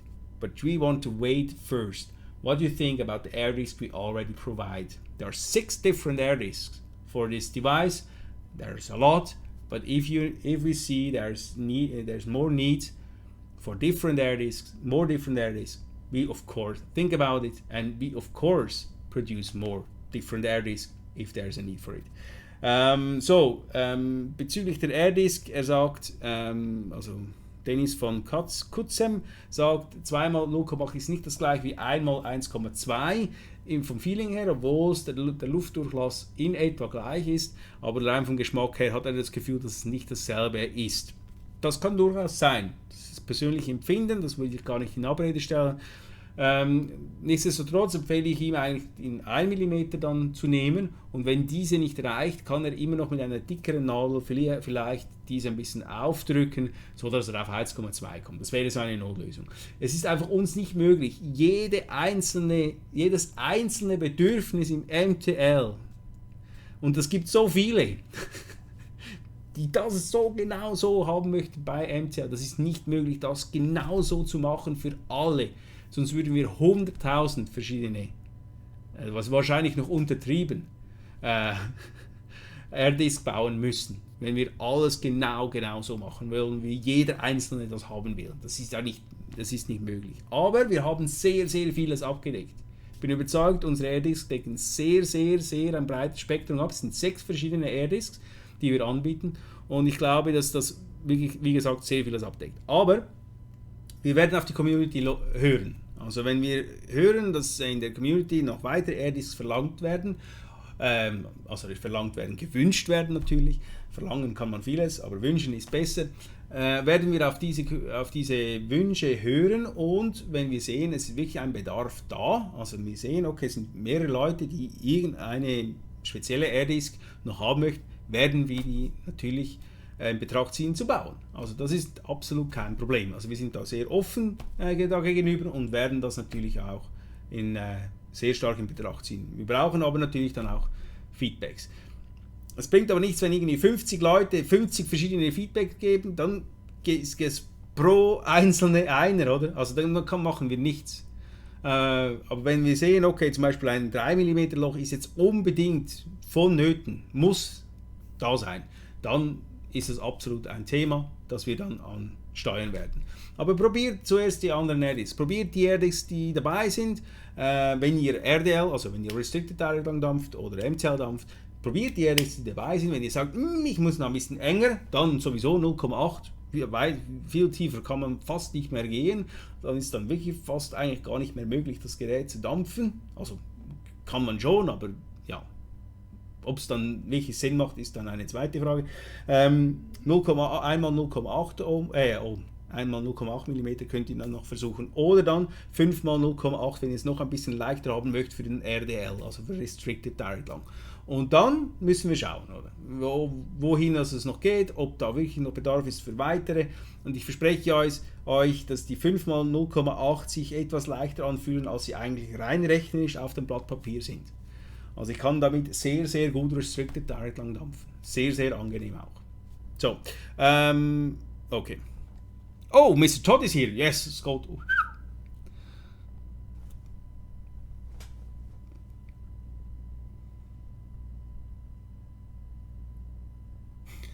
He's still glad you're here.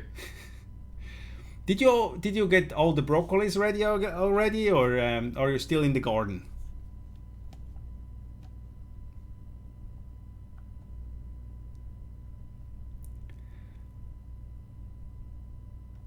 Okay. Jochen Schmid, immer nicht das mit dem Glas. Ich weiß nicht genau, was du damit meinst, aber du wirst wahrscheinlich darauf abzielen, dass das Glas nicht dabei ist. Ein Glas wird kommen. Ich habe es schon ein paar Mal gesagt und immer wieder erwähnt. Es wird ein Glas kommen. Es wird ein Quarzglas erscheinen. Nicht zum Release. Wahrscheinlich 2 oder 3 Wochen später. Wir sind immer noch daran, dies zu bauen. Also nicht wir selber. Das macht eine Firma für uns, weil wir können nicht mit Glas arbeiten. Das geht nicht. Da haben wir das Wissen nicht dazu. Aber wir haben eine Firma, die das für uns macht. Nur gibt es dort eine kleine Anmerkung. Das Glas ist relativ schwierig zu bauen. Es hat oben einen Stich, unten einen Stich und es wird abgeflammt und dann von Hand geschliffen und es gibt kleine Toleranzen. Es wird nicht so schön perfekt gerade sein oder rund schon, aber nicht gerade sein wie das PSU. Das wird es einfach nicht, aber es gibt am Verdampfer auch noch ein bisschen Charakter. Also mir gefällt das sehr gut. Wenn es dann irgendwo dann wirklich zu weit weg ist, gebt uns Bescheid. Wir werden natürlich dann für eine Lösung schauen. Werden wir dann selbstverständlich. Also Glas wird kommen, aber nach dem Release. Das ist noch nicht fertig. So, one guy is asking about the glass. So, quartz glass, I told before, we will bring a quartz glass for the RIs, but it will happen 2 or 3 weeks later after the release. We are still working on it, not we, another company. We can't work with glass, we have not the knowledge for it. But the company is working for us at the glass section. It's very difficult to produce it. And it's also some part, the finishing is handmade. So there are tolerances and there will be tolerances, but don't worry, it still works. It looks good. It gives the RTA a little bit more character, I think. It's nice to look at with the glass window. I promise you that, but it will happen 2 or 3 weeks later on. Again, I will explain it again about the glass. We decided to use PSU because of some new regulation which might coming into Europe. So I expect that in 1 year, maybe in 2 years, maybe earlier, you are not allowed to sell tanks anymore with glass windows. Not allowed. I'm pretty sure that this will happen in the near future. So we already decided to produce our new atomizer with an unbreakable, uncrushable window. So, nochmals zum Erklären, warum wir PSU genommen haben, nicht Glas. Wir erwarten in der nahen Zukunft, in den nächsten Monaten, nächsten Jahr, übernächstes Jahr, irgendwo in diesem Zeitraum eine Änderung der Vorgaben für Verdampfer, dass diese bruchsicher sein müssen. Und dann geht das Glas einfach nicht mehr. Das ist dann einfach nicht mehr möglich. Deshalb haben wir bereits jetzt schon das Produkt in PSU ausgeliefert, damit nicht plötzlich das Gerät vom Markt genommen werden muss oder unsere Stores, die das Gerät haben, plötzlich nicht mehr konforme Geräte haben im Laden. Das geht einfach nicht, ist auch gegenüber unseren Stores, also unseren Partnern, nicht, ja, wir wollten ein bisschen vorgreifen, sagen wir es so, und ihnen ein bisschen Sicherheit geben, dass es auch für lange Zeit verkaufbar verkauft werden darf. Und deshalb kommt das Glas nur als Zubehör. Das ist eigentlich der Hauptgrund. Todd has a question. Who is Todd? Which Todd? Ah, yeah, you mean this Todd. Der Toddoli. Wann kommt der DLC? Keine Ahnung. Vielleicht nächstes Jahr? Werden wir sehen. So, Jan asking, when is the DLC coming? Probably next year, we will see. No plans for it at the moment.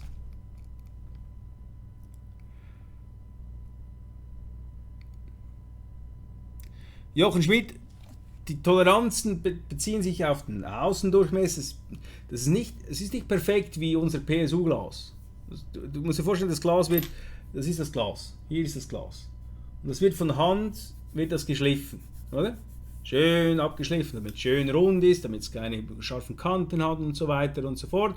Und damit es ein bisschen durchsichtiger ist. Und das kann einfach bisschen Unebenheiten bedeuten, der Ohrring wird aber vieles ausgleichen können, aber es wird halt einfach nicht super perfekt sein. Das wird es nicht. Aber es wird nicht stören. Also mich stört es zumindest überhaupt nicht. Zum Beispiel. Genau. Kim Nolden, wie weit ist die AFC wie der Enduro? Ähnlich wie der Enduro, ich würde sagen ein bisschen offener, da er ein bisschen smoother ist als der Enduro. Also die Luft ist geht ein bisschen smoother durch, deshalb hat man das Gefühl, dass es auch ein bisschen offener ist als der Enduro. So Kim Nolden is asking, how is it the DL configuration compared to the Enduro, the Air? And I said it's about the same, a little bit smoother, in my opinion, it's smoother, and this feels like it's a little bit opener, it's more open than the Enduro. A little bit, just a little bit, but because it's smooth, it's more smooth than the Enduro. Jochen wurde gebrochen. Nein, wurde nicht gebrochen.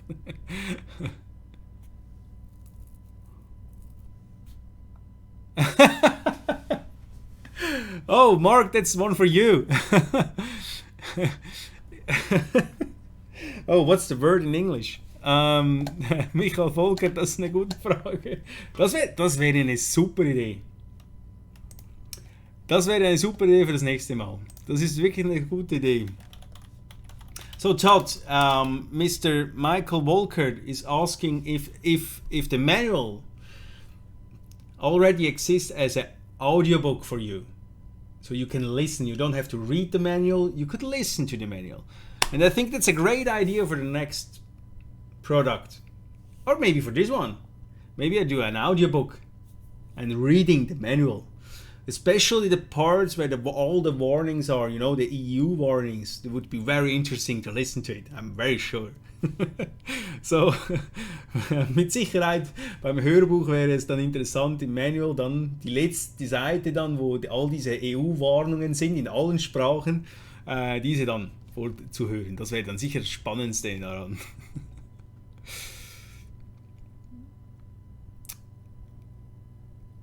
Dale Jung, oh, glad to see you. Oh, a long time not speak. Hi, Dale. I'm glad you're here. The release for California, it's probably a little bit later because of the time frame. You know, Switzerland is a little bit earlier than US, I think. Is it? Yes, it is. So it should be at the same time. In the US, we have at the moment no store in California yet, but you can order at Vaping Art in the US and Florida, and they will ship for sure to California. If it's not possible, I don't know how the regulations are currently in the US, and it's very tricky and it's very strange, the regulations you got in the US, to be honest. You can also order at our store if you can't order at Vaping Art. But Vaping Art is our store in the US at the moment.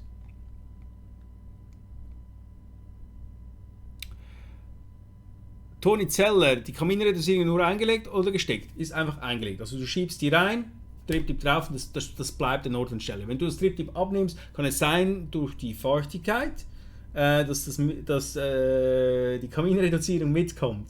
Dann ziehst du sie halt ein bisschen raus. Oder wenn du dann so das Mundstück wegnimmst, dann fliegt es halt raus. Aber du denk einfach daran, wenn du die Kaminreduzierung drin hast und das Mundstück wegnimmst, dass da noch die Kaminreduzierung drin ist und rausziehst, dann kommt sie dann mit. Also es ist wirklich auch sehr einfach rauszunehmen, ist überhaupt kein Problem, kannst auch rausschütten, überhaupt kein Ding. Also ist nicht gepresst oder gesteckt oder so, ist einfach reingelegt. Dichtet aber trotzdem ab. Also durch die Feuchtigkeit gibt es einen automatischen Film rundherum und dichtet ab. Gurgelt aber nicht, das verspreche ich dir. Also ich kann ihn ja kurz dampfen in, let's have a vape. Ich dampfe ihn kurz auf der Hera-Box hier in MTL Mode und Nano.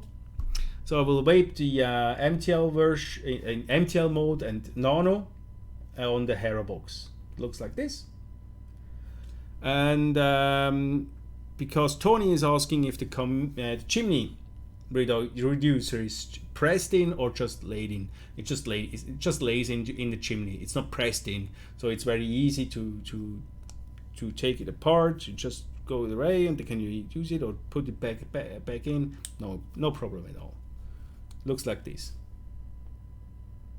It's with Chimney Reducer, and I recommend it for MTL. I recommend it very much. Also for RDL.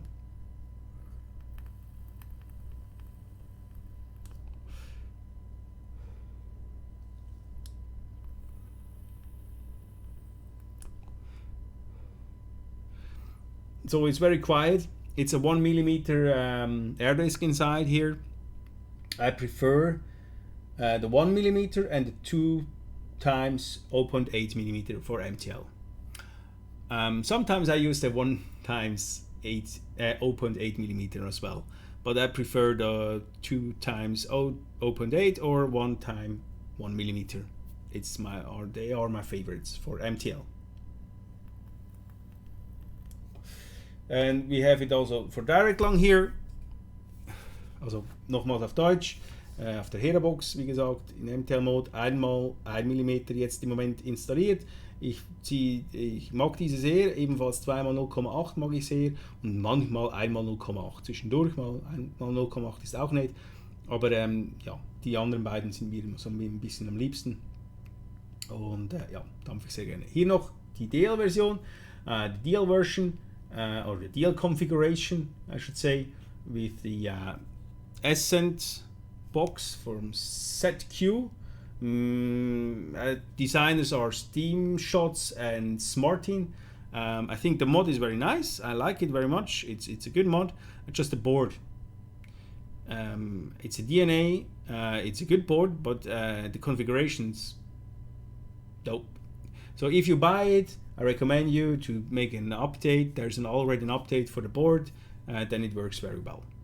Just a little hint about the Ascent from StattQualm.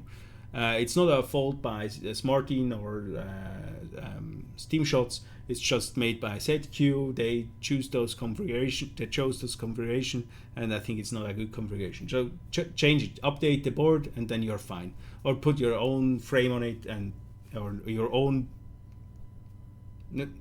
How do you say it in English? It's not the board you have to change, it's the theme you have to change. Sorry, you have to change the theme on this mod, and then you're fine. And it's very nice. I like it very much. So hier die DL-Konfiguration auf der Ascent, designt von Steam Shots, ist den meisten deutschsprachigen Dampfen ein Begriff, denke ich mal, und Martin haben das miteinander designt, mit ZQ zusammen. Der Ascent-Mod gefällt mir sehr gut, passt auch sehr gut mit dem Verdampfer oben drauf, also mit dem Arise. Einfach eine Empfehlung.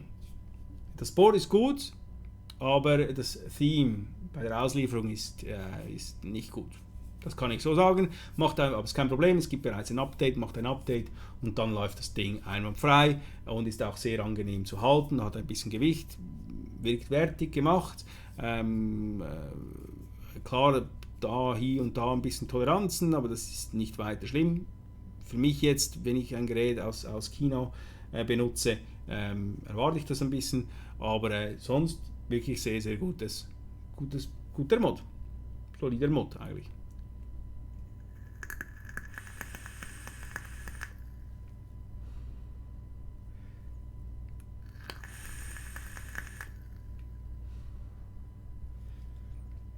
And this I wave a prototype from us, from Crossbow, our Crossbow line. It's a lot of freshness in, so we have to change it. And in the MTL mode, also ich dampfe hier einen Prototyp von Crossbow, hat ein bisschen viel Kohle drin, müssen wir noch ein bisschen ändern. Also es ist nicht Kohle drin, es ist Eukalyptus drin und das ist hat ein bisschen die Oberhand, müssen wir noch ein bisschen ändern, kommt aber gut, kommt gut. Ich habe noch das Zipfelzapfel, wo habe ich jetzt die Flasche, habe ich jetzt nicht da. Da drin dampfe ich nach wie vor das Zipfelzapfel. Im gleichen Tank und es funktioniert nach wie vor. Klar, der Tank hat sich ein bisschen verändert, aber ansonsten, es funktioniert.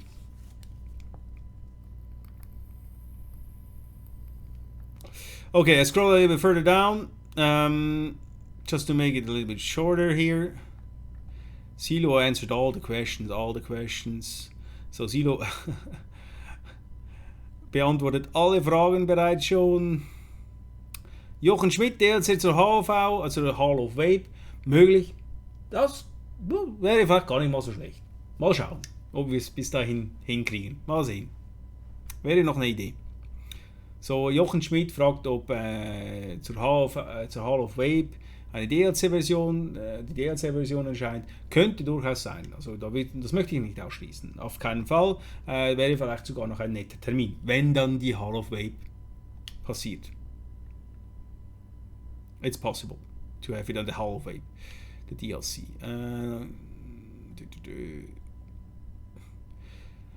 Goldmeister Peter Assop. Ja, es wird ein Edelstang. Jawohl, einen Edelstank wird es geben. Einen Edelstahltank wird es geben. Also es ist einfach ein Ring. Der ist aus Edelstahl gemacht, ein bisschen überdreht, dass es ein bisschen eine andere Oberfläche hat als der Rest des Verdampfers. Ein bisschen ein Design-Element. Der wird auch kommen. Der wird auch irgendwann spät November, Dezember hin mit dieser Tankring dann kommen. So, Mr. Peter Assop asked if we will bring also a full stainless steel tank. And yes, I can confirm this. We will bring a full stainless steel tank, probably late of November, December, somewhere around this area. So it will be it will have a little bit of different surface. So you will see. It's a quite nice design element for full stainless steel. Okay, to compare it to the Enduro, let's check. Yeah, I have an Enduro here.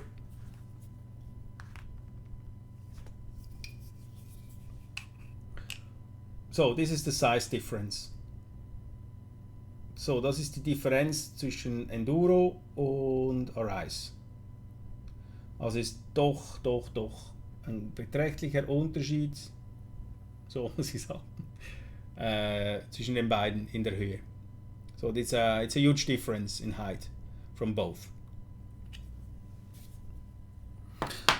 And to another RTA, you have it here? No, I don't have it here. No, it's behind the green screen. Sorry, but of course it's a lot smaller than the HAR. And holds a lot more chews, as you know already. Todd can confirm this. Yeah.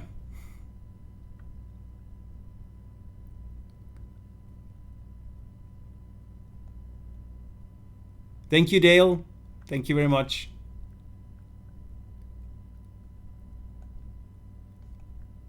Okay, I think all the questions are answered. I think still, if you have further questions, go back to me, send me an email, send a message to StattQualm by email. It's always the best by email, not by PM. I promise you, I miss most of my PMs at the moment because there are just too many. So please, if you have any questions, ask in the group. Of course, you can ask as well in the group. We have a lot of very helpful people in the group, in the SQuape official group on Facebook. They help you with every question. Like Jan, for example. Jan is an excellent member of this group. He is very active and answered a lot of questions. And I do my best as well, of course, to answer your questions. Silu and other guys here in this chat. Sorry if I don't mention your name. But yeah, we have a very nice group. It's very friendly. All are happy people. And try the best to help each other. Again, if you expect anything, but you're not sure about it, but you just expect it, ask. Just ask. Then it's better.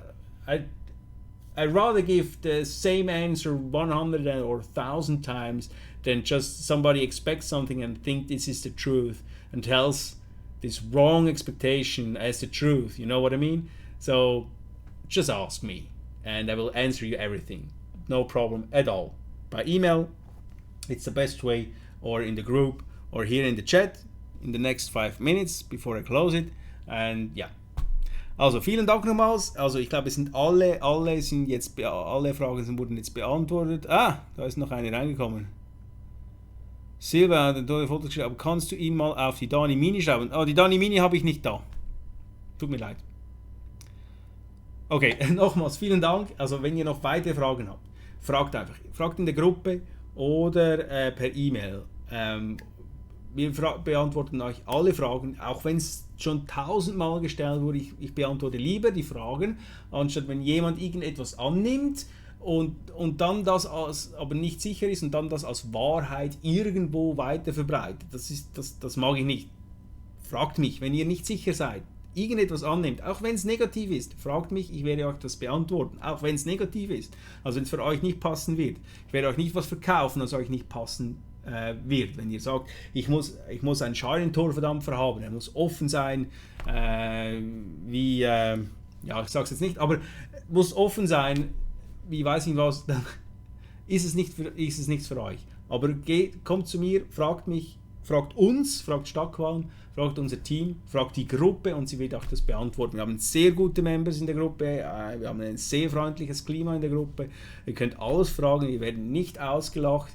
Und ansonsten greifen wir natürlich ein, aber das ist einmal im Jahr, wo wir mal vielleicht etwas eingreifen müssen. Aber wirklich, wie gesagt, die Gruppe ist sensationell. Wir haben zum Beispiel Jan, wo sehr viele Fragen beantwortet.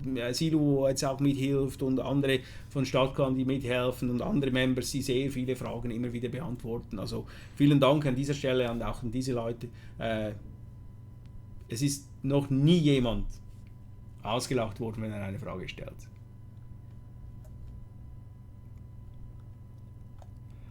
Okay, dann schließen wir.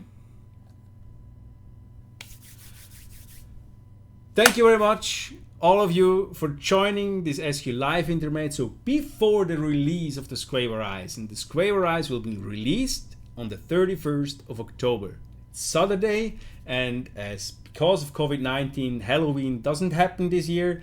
It's a SQuape Arise Day. We shall arise at the 31st of October, and I'm looking forward to the release very, very much. I'm a little bit nervous also, and I'm looking forward to all your feedback in the group, online, email, whatever. All the feedbacks. I'm really, really looking very much forward to it, and I hope you will enjoy SQuape Arise as much as we do. and it will give you a. Does it sound wrong if I say it will give you the pleasure every day? You need it, or it satisfies you. It satisfies. I hope it will satisfy you every day, and it will be a very good colleague every day, the rest of your life.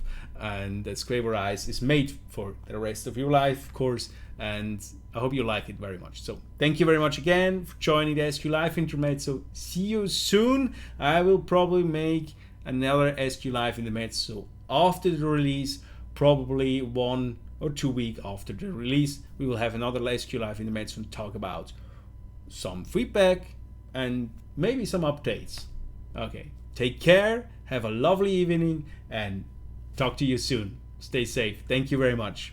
Vielen Dank, dass ihr heute dabei wart, heute bei diesem SQ Live Intermezzo. Ich hoffe, es hat euch gefallen und ich freue mich extrem auf den Release. Ich freue mich auf eure Feedbacks. Ich freue mich darauf, auf eure Bilder, eure Meinungen, eure Eindrücke und ich hoffe, er wird euch befriedigen.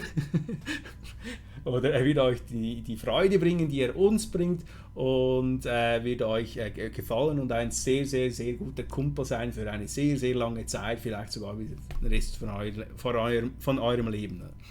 Ja, nochmals, vielen herzlichen Dank und ich freue mich auf das nächste SQ Live Intermezzo, wahrscheinlich nach dem Release. Also der Release ist ja am 31. Oktober, das Jahr findet ja kein Halloween statt. Dieses Jahr ist ja der SQuape A Tag, kein Halloween.